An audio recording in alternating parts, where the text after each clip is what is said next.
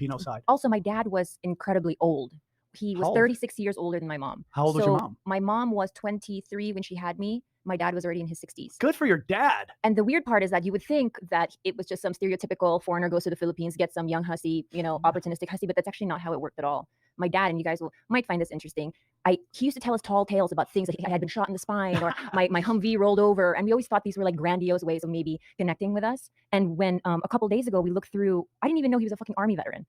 We looked through his old paperwork, his papers, and it turned out he wasn't lying. He actually worked for an intelligence agency for years before it was the CIA. My dad was born in 1924 and he was a part of the C.I.A, which is like specially trained agents.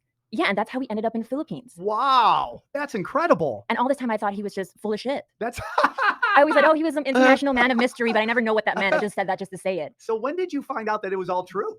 Last week. Really? Yeah, because my sister and I were unearthing all of these old photos just to look at them. And where's your sister live? In Atwater. Okay.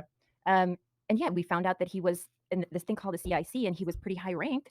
And I looked it up, I Wikipedia'd it, and I was like, oh my God. Really? This motherfucker really is James Bond. That's so interesting. That sounds like a movie, right? Yeah. And now all of a sudden you got skills you didn't even know, and you can start killing people. I just flame shooting out of my hand. That's great.